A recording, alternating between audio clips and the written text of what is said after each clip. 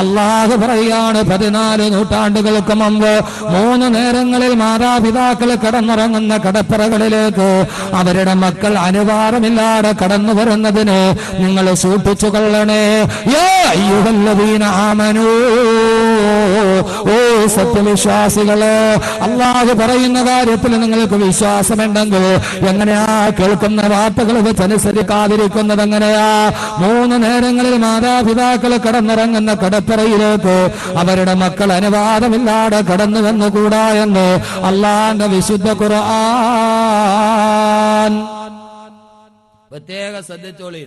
വഴിതെറ്റുന്ന കൗമാരം ഞാൻ പറയാൻ പോവാ. എങ്ങനെയാ കുട്ടികൾക്ക് ഇതൊക്കെ പഠിച്ചത്? അള്ളാഹ് നൂറ്റാണ്ടുകൾക്ക് മുമ്പ് പറയാൻ നിങ്ങൾക്ക് അത്ഭുതം തോന്നാ, 3 സമയങ്ങളിൽ വാപ്പയും ഉമ്മയും കടന്നുറങ്ങുമ്പോ നിങ്ങളുടെ പ്രായപൂർത്തി എത്താത്ത മക്കൾ, 12, 11, 10, 6, 7 വയസ്സുള്ള കൊച്ചുമക്കളില്ലേ, ആ കൊച്ചുമക്കൾ 3 സമയങ്ങളിൽ അനുവാദമില്ലാതെ നിങ്ങളുടെ കടപ്പറയിലോട്ട് കടന്നു വരാൻ പാടില്ല. എപ്പോൾ? ഒന്നാമത്തെ സമയത്താ കേട്ടിട്ടില്ലേ? ഇത് ഖുർആനാണ്, സൂറത്തുന്നൂർ. ഖുർആൻ സൂറത്തുന്നൂർ. ഖുർആൻ പറയാത്ത എന്താ ഉള്ളത്? ഇൻഷാ അല്ലാഹ് നമ്മുടെ 3 ദിവസത്തെ വിഷയവും ഖുർആനാണ്. ഇന്ന് ഖുർആനിലെ കൗമാരം, ഖുർആനിലെ സ്ത്രീ, ഖുർആനിലെ രാത്രി, 3 നമുക്ക് പറയണം. അല്ലാഹു തൗഫീഖ് നൽകി അനുഗ്രഹിക്കുമാറാകട്ടെ. 3 നേരങ്ങളിൽ പാടില്ല. ഒന്നാമത്തെ സമയം ഖുർആൻ പറയുകയാണ്, മിൻ ഖബിലി സ്വലാത്തിൽ ഫജ്ർ, സുബഹിന്റെ ബാങ്ക് കേൾക്കുന്ന സമയം, സുബഹിന്റെ ബാങ്ക് കേൾക്കുന്ന സമയം. മിൻ ഖബിലി സ്വലാത്തിൽ ഫജ്ർ, പള്ളിയിൽ നിന്ന് സുബഹിയുടെ ബാങ്ക് കേൾക്കുമ്പോ ആ സമയത്ത് വാപ്പയും ഉമ്മയും അവരുടെ ബെഡ്റൂമിൽ ഉറക്കമാണ്. അവർ രണ്ടുപേരും കിടന്നിറങ്ങുമ്പോ വല്ലാത്ത ഉറക്കത്തിൽ കിടക്കുമ്പോ അതാ പള്ളിയിൽ നിന്ന് സുബഹിന്റെ ബാങ്ക് കേൾക്കുന്നു. മാതാപിതാക്കൾ അത് കേട്ടിട്ട് നമ്മൾ ചാടി എഴുന്നേൽക്കുമ്പോ അല്ലാഹുവിന്റെ ഖുർആൻ പറഞ്ഞു, ആ സമയത്ത് നിങ്ങളുടെ വസ്ത്രാഞ്ചലങ്ങൾ എവിടെയൊക്കെ മാറി നിൽക്കുന്നു എന്നറിയില്ല, നല്ല ഉറക്കത്തിലാണ്. ആ ഉറക്കത്തിൽ നിന്ന് ചാടി എഴുന്നേൽക്കുമ്പോ എവിടെയൊക്കെയാണ് മാതാപിതാക്കളുടെ വസ്ത്രം മാറിയിരിക്കുന്നതെന്നറിയില്ല. ആ സമയത്ത് നിങ്ങളുടെ പ്രായപൂർത്തി എത്താത്ത മക്കള് അവിടെ ഉണ്ടാവാതിരിക്കട്ടെ, അവര് കാണേണ്ടതാത്തതൊന്നും കാണാതിരിക്കട്ടെ എന്ന് അല്ലാഹു സുബ്ഹാനഹു വ തആല ധാരാ പറയുന്ന എല്ലാവരെയും സൃഷ്ടിച്ച മനസ്സുകളുടെ വികാരങ്ങളും വിചാരങ്ങളും അറിയുന്ന അല്ലാഹ് പറയുകയാണ്, ബാങ്ക് വിളിക്കുന്ന സമയം നമ്മൾ നല്ല ഉറക്കമാണ്. ആ ഉറക്കത്തിന് നല്ല ഉറക്കത്തിൽ കിടക്കുന്ന സമയത്താണ് സുബഹി ബാങ്ക് വിളിക്കണം, ഇല്ലേ? ഉറക്കം വരുമ്പോ തന്നെ ഒരു 10-12 മണിയാകും. കാരണം ഭയങ്കര ബേജാറാണ്, വിഷമം കാരണം ഉറക്കം വരൂല. കിടന്ന് പടച്ചോനെ അല്ലാഹു എന്ത് ചെയ്യും? നാളെ രാവിലെയാണ് നറുക്കെടുപ്പ്, കേരള സംസ്ഥാന ഭാഗ്യം. 3 പോക്കറ്റ് ഇരിപ്പുണ്ട്, അടിക്കാതിരിക്കുവോ? ആ ബേജാറെ കിടന്ന് 1-1.5 മണി ആ ഉറക്കം വരുമ്പോ ആ ഉറക്കത്തിന്റെ ഇടയിൽ നല്ല ഉറക്കത്തിലിരിക്കുന്ന സമയത്താണ് സുബഹിന്റെ ബാങ്ക് വിളിക്കുന്നത്, അല്ലേ? ആ ബാങ്ക് വിളിച്ചിട്ട് നമ്മൾ ചാടി എഴുന്നേൽക്കുമ്പോ സ്വാഭാവികമായിട്ടും കിടന്നുറങ്ങുന്നവരുടെ വസ്ത്രങ്ങൾ മാറിയിരിക്കും. അള്ളാഹു പറഞ്ഞ ഒന്നാമത്തെ സമയത്താണ്. അതുകൊണ്ട് എന്റെ ശബ്ദം കേൾക്കുന്ന എല്ലാവരും, എന്റെ സഹോദര സമുദായത്തിൽപ്പെട്ട അംഗങ്ങളാണെങ്കിലും, ഇത് യാ അയ്യുഹല്ലദീന ഒരു ലോകർക്കുള്ള സന്ദേശമാണ്. എല്ലാവരുടെയും മക്കളെ വളർത്തുന്നത് മുസ്ലിമിന്റെ മാത്രം മക്കളെ വളർത്തുന്ന സന്ദേശമല്ല. ഖുർആൻ ലോകത്തിന് മുഴുവനും സർവ്വ മനുഷ്യരെയും ഇരുട്ടിൽ നിന്ന് വെളിച്ചത്തിലേക്ക് നയിക്കാമെന്ന ഖുർആനാണ്. അതുകൊണ്ട് എന്റെ പ്രിയപ്പെട്ട സഹോദര സമുദായ അംഗങ്ങളാണെങ്കിൽ പള്ളിയിൽ ബാങ്ക് കേൾക്കുന്ന സമയത്ത് അമ്പലത്തിൽ സുപ്രഭാതം കേൾക്കൂലേ? അമ്പലമില്ല ഇവിടെ ഉണ്ട്. പള്ളിയിൽ ബാങ്ക് കേൾക്കണ അതേ സമയത്ത് നിങ്ങൾ സുപ്രഭാതം കേട്ടെഴുന്നേൽക്കുമ്പോ കൗസല്യ സുപ്രജാ രാമപൂർവ സന്ധ്യാ പ്രവർത്തതേ ഉത്തിഷ്ഠ നരശാതുലം കർത്തവ്യം ദൈവമാന്തിതം ഉത്തിഷ്ഠോദിഷ്ഠ ഗോവിന്ദ ഉത്തിഷ്ഠ ഗരുഡധ്വജ ഉത്തിഷ്ഠ കമലാകാന്ത ത്രൈലോക്യം മംഗളം ഗുരു കമലാകുത തിന്ദിന കുങ്കുമതോ നിയതാതുനി താതുല നീലധനോ. രാവിലെ സുപ്രഭാതം കേട്ട് ഉറക്കമെഴുന്നേൽക്കുമ്പോ അതേ സമയത്ത് മുസ്ലിം സഹോദരങ്ങൾ പള്ളിയുടെ മിനാരത്തിൽ നിന്ന് സുബഹിന്റെ ബാങ്ക് കേട്ടിട്ട് എഴുന്നേൽക്കുമ്പോ ആ സമയത്ത് എന്റെ സഹോദരങ്ങള് ആ സമയത്ത് നിങ്ങളുടെ വസ്ത്രാഞ്ചലങ്ങള് മാറിക്കിടന്നേക്കാം. അതുകൊണ്ട് നിങ്ങൾ ആ സമയത്ത് നിങ്ങളുടെ പ്രായപൂർത്തി എത്താത്ത മക്കൾ ആ സമയത്ത് അരുതാത്തതെന്ന് കുഞ്ഞുമക്കള് കാണാതിരിക്കട്ടെ. രണ്ടാമത്തെ സമയം വഹീന തലഊന തിയാബകും മിനൽ ലഹീറ വഹീന തലഊന തിയാബകും മിനൽ ലഹീറ. നട്ടുച്ച നേരത്ത് വിശ്രമത്തിന് വേണ്ടി നിങ്ങൾ കിടന്നുറങ്ങുന്ന സമയം. പുത്രരെ സ്നേഹിക്കുന്നവർക്ക് പുത്രൻ എന്ന് പറഞ്ഞാൽ തന്നെ ഒരു സംസ്കൃത വാക്കാണ്, മലയാളമല്ല. പുത് എന്ന് പറയുന്ന നരകത്തിൽ നിന്ന് മാതാപിതാക്കളെ ത്രാണി ചെയ്യിക്കുന്നവനാണ് പുത്രൻ. പുത് എന്ന നരകം, അതിൽ നിന്ന് മാതാപിതാക്കളെ കൈപിടിച്ച് മോചിപ്പിക്കുന്ന ത്രാണി ചെയ്യുന്നവനാണ് പുത്രൻ എന്നാണ് ഭഗവത്ഗീത. നമ്മൾ പറയുന്നു നാളെ പരലോകത്ത് നമ്മുടെ മക്കളെ കൈ പിടിച്ച് സ്വർഗത്തിൽ കൊണ്ടുപോകണം. പുത്രൻ എന്ന് പറയുന്ന വാക്കിന്റെ അർത്ഥം തന്നെ നരകത്തിൽ നിന്ന് മാതാപിതാക്കളെ കൈ പിടിച്ച് സ്വർഗത്തിൽ കൊണ്ടുപോകുന്ന മകൻ എന്നാണ് അസുരപുരാണ പ്രകാരം. അപ്പൊ അതുകൊണ്ട് എന്റെ പ്രിയപ്പെട്ട സഹോദരങ്ങളെ, രാവിലെ സുപ്രഭാതം കേൾക്കുമ്പോൾ ആയിക്കോട്ടെ, 2 ശാന്തിയുടെ മന്ത്രമാണല്ലോ അല്ലെ? അസതോമാ സദ്ഗമയ തമസോമാ ജ്യോതിർഗമയ നിത്യോമാ അമൃതം ഗമയ ഓം ശാന്തി ഓം ശാന്തി. അസതോമാ സദ്ഗമയ തമസോമാ ജ്യോതിർഗമയ. തമസ് പോയി ജ്യോതിസ് വരട്ടെ, അന്ധകാരം പോയി വെളിച്ചം വരട്ടെ. തമസോമാ ജ്യോതിർഗമയ, അന്ധകാരം മാറി വെളിച്ചം വരട്ടെ. ഖുർആൻ പറയുന്നു യുഖ്രിജകും മിനൽ ളുലുമാതി ഇലന്നൂർ, അന്ധകാരത്തിൽ നിന്ന് വെളിച്ചത്തിലേക്കാണ് ഈ ഗ്രന്ഥം വെളിച്ചം വീശുക. അന്ധകാരത്തിൽ നിന്ന് വെളിച്ചത്തിലേക്കാണ് ഈ വെളിച്ചം. അതുകൊണ്ട് എന്റെ ശബ്ദം കേൾക്കുന്ന എന്റെ പ്രിയപ്പെട്ട സഹോദര സമുദായങ്ങളോട്, സഹോദരങ്ങളെ ഞാൻ ചോദിക്കുകയാണ്, രണ്ടാമത്തെ നേരം നട്ടുച്ച നേരത്ത് വിശ്രമിക്കാൻ വേണ്ടി ഞങ്ങൾ വസ്ത്രങ്ങൾ ഊരി മാറ്റുന്ന സമയം, അതായത് ഇപ്പൊ തന്നെ ആ സമയം, നല്ല നട്ടുച്ച നേരം. നമ്മള് മഞ്ഞമലയെന്ന് നേരെ നടന്ന് ഇവിടെ എത്തി. എന്തുവാ, കണ്ടുകുളത്തെത്തി. കണ്ടുകുളല്ലേ? കണ്ടുകുഴി. ഓ,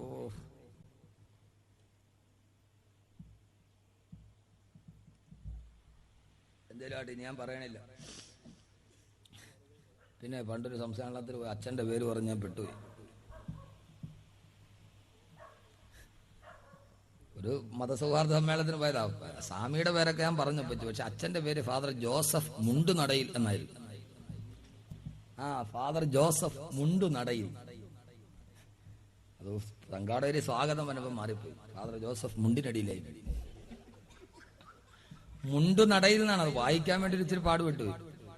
അപ്പൊ എന്ന് പറഞ്ഞ മാതിരി കണ്ടു കുഴി എങ്കിൽ കുഴി കിടക്കട്ട്. അപ്പൊ ഈ കുഴി നോക്കാൻ നമുക്കൊന്ന് കേറണ്ടേ? നിങ്ങൾ നട്ടുച്ച നേരത്ത് മഞ്ഞമലയിൽ പോയിട്ട് നടന്ന് വീട്ടിൽ വന്നു. വല്ലാത്ത വേർപ്പിൽ മുങ്ങി കുളിച്ചിരിക്കുന്ന സമയമാണ്, ഭയങ്കര ചൂട്. നേരെ വീട്ടിൽ കയറുമെന്ന് പറഞ്ഞാൽ നമ്മൾ എന്ത് ചെയ്യും? നേരെ വീട്ടിൽ വന്നു കഴിഞ്ഞാൽ ഉടനെ ആ ഷർട്ട് ഊരി ഹാങ്കർ ഇടും അല്ലേ? പാന്റാണ് ഇട്ടേക്കണേ, പാന്റ്. ഇപ്പോഴത്തെ പിള്ളേരെ പാന്റ് ഊരി നോക്കി എണ്ണ തേച്ച് ഊരാൻ പറ്റും, അല്ലെ വല്ല ഗ്രീസ് വിട്ട് കൊടുക്കും. അത്രയ്ക്ക് ടൈറ്റാണ്. ഇതെങ്ങനെ കയറ്റിയിടുന്ന എനിക്കറിയാൻ പാടില്ലാത്ത. ഈ ഞണ്ട് ഇറുക്കി പിടിച്ച് കിടക്കണമാതിരി തൊടയിൽ ഇങ്ങനെ ഈ പ്ലാസ്റ്റിക്കിന്റെ സഞ്ചി വെച്ചമാതിരി ഇതെങ്ങനെ ഇടുന്നത്? എനിക്ക് വേണമെങ്കിൽ പ്ലംബർമാര് ചെയ്യണമാതിരി PVC പൈപ്പ് ചൂടാക്കിയിട്ട് കയറ്റൂല, കയറിയില്ലെങ്കിൽ. അതുമാതിരി ഇതിട്ടാൻ നേരത്ത് വിളക്കിന്റെ അവിടെ കൊണ്ടുവച്ച് ചൂടാക്കി വലിച്ചൊക്കെ കയറ്റാൻ പറ്റുള്ളൂ. അല്ലെ 2 പേര് താഴെ ഇങ്ങനെ 2 സൈഡും വലിച്ചു പിടിച്ചുകൊണ്ടിരിക്കണ പോലെ തെങ്ങിന്റെ മുകളിലും കയറിയിട്ട് ചാടി ഇറങ്ങണം, അല്ലാതെ ഇത് കയറി പോവില്ല.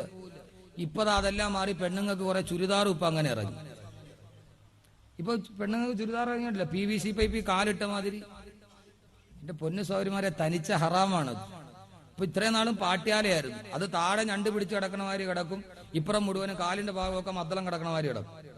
അതൊരു ഇച്ചിരി പൊത്തുവരുത്തുണ്ടായിരുന്നു. ഇപ്പൊ അത് ഇറങ്ങിയിട്ട് അവസാനം PVC പൈപ്പ് കാലിട്ട മാതിരി ഒരു സാധനം.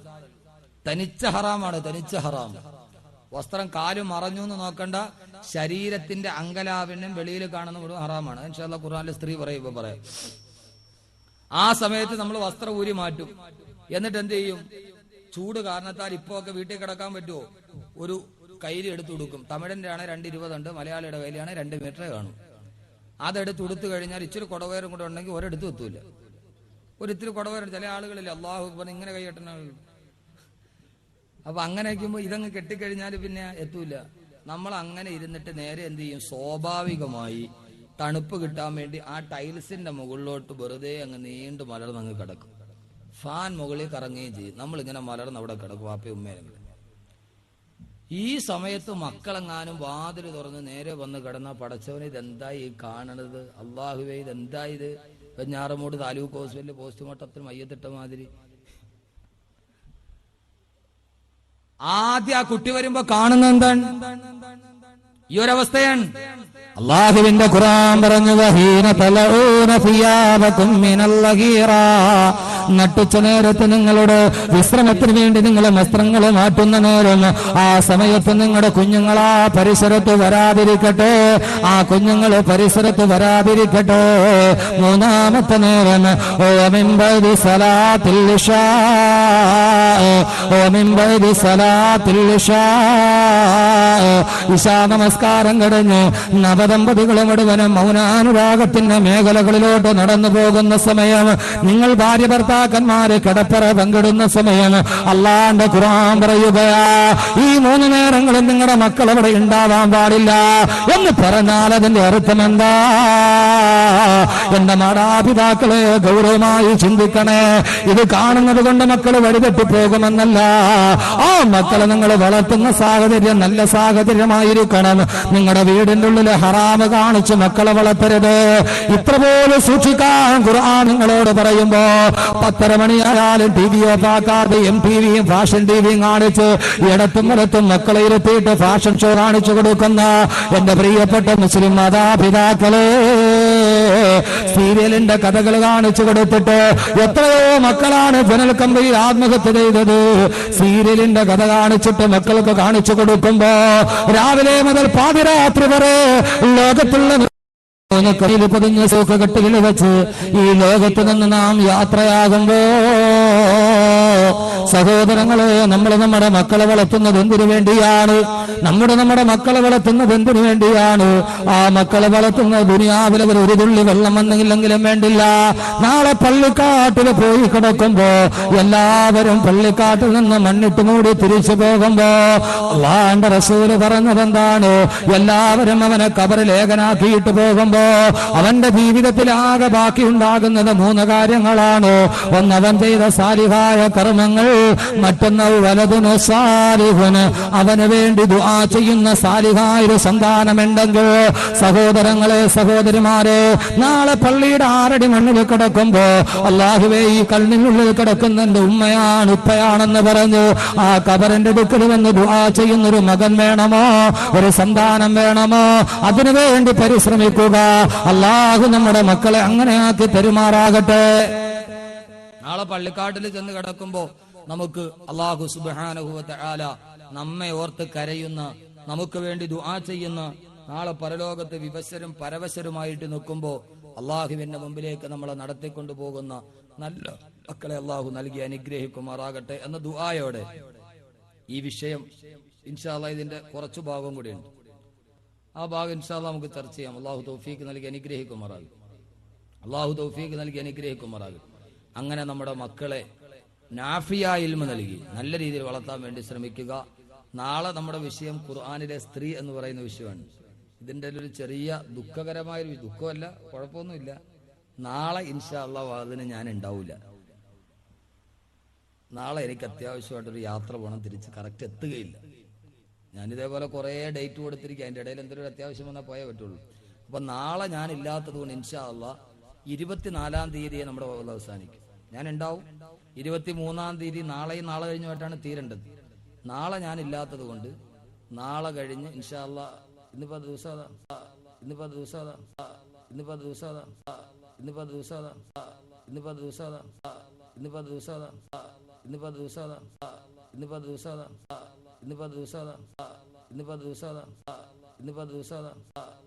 ദിവസം